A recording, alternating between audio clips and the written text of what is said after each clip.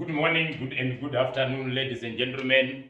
Today we are introducing a new topic, solving triangles. In triangle solving problems, we can solve using Pythagoras theorem on a right angled triangle. We are solving matrix ratios using Chashu tau. Right, these two anoshandisa right angled triangle, right angled triangle. Then these two anoshandisa non right angled triangle. Right, so today we are going to be using Pythagoras theorem in solving the problems of triangles. Right, so we are starting solving Pythagoras theorem. So we are writing Pythagoras theorem. Pythagoras theorem. Right, so this is the right angled triangle. So someone who called Pythagoras, notice the following. Right, for example, this is A, this is B, this is C. So the opposite side of that letter, you've got a small letter of that side.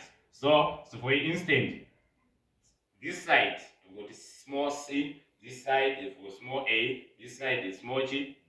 So the Pythagoras theorem, notice that the side on the hypotenuse side is larger as compared to two sides when they are squared. For example, a squared plus b squared. So I put this longest side rakainzana neaya 2 kana akadi akasquare. Right, for example, let us prove this. Notice that this 3 4. Right, we go further. So this is c squared is equals to, this is a 3g squared plus 4g squared. So this is c squared is equals to, then 3 times 3, this is 9 plus, then 4 times 4, 16.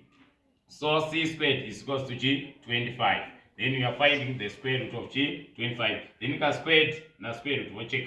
So c is equals to, then square root of 25, this is g 5. So the side is only positive. There is no need to replace plus or g minus. So this is the first example for us. Let us go to another example.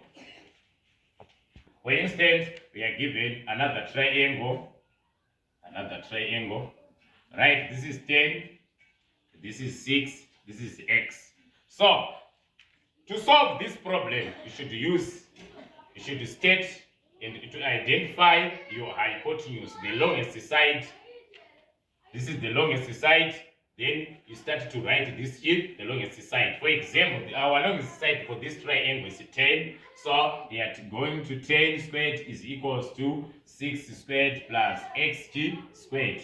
So 10 times 10 is 100, squared is 100, is equals to 36 plus xg squared. So 100 minus 36 is equals to x squared. So 64 is equals to x squared. Square root.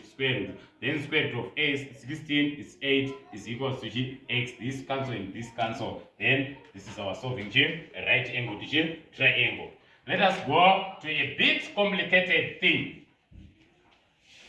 We want to do something that is a fundamental thing. Right, for example, we are given this triangle. Right.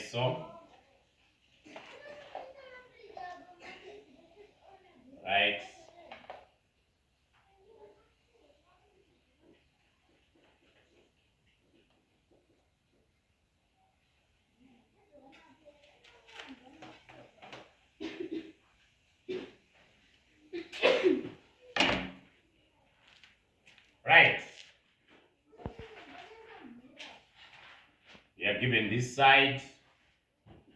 This is a right angle triangle. This is a right angle triangle. So we are given this side 2, this side 3, then this side 6, then this side x. So for us to find this side, we should also introduce another letter y in order to solve this triangle. A right angled triangle is only used when we are given two sides. Right? It's only used when we are given two sides. So this is unknown, so we are not able to apply it. So, for example, we apply to know and to notice which is our hypotenuse. Hypotenuse here kutanga, it's y. So this is y squared is equals to 2g squared plus 3g squared. So y squared is equals to 4 plus g 9. So y squared is equals to 13. Then replacing my square root up and up, y is equals to square root of g 13. We are coming here, we want to introduce the following. So we want to dig another triangle. This is our triangle, the second triangle. So we only want to identify the hypotenuse for that triangle. The hypotenuse for that triangle is x. So it's x squared is equals to the square root of 13, because this is the value, represent the value of g, y. So we squared plus 6g squared. So x squared is equals to each will cancel, and this is squared, the square root will cancel, so it's 13 plus 30g 6. So we add x squared is equals to g 49 square root. So x is equals to g 7. So we are going to a bit complicated thing more than this. Right. Nowadays, ZIMSEC is advanced to another dimension of solving these problems. You are given a triangle like this one. This is a right angled triangle. You are given the square root of 125, then 2x. This is x. So, for this instant, you are also required to identify your hypotenuse. Our hypotenuse here is g, the square root of 125. So we squared. So another side is 2g x bracket g squared plus xg squared. So in the e you cancel. So 125 is equals to 4g x squared plus xg squared. So 125 is equals to 5g x squared divided by 5.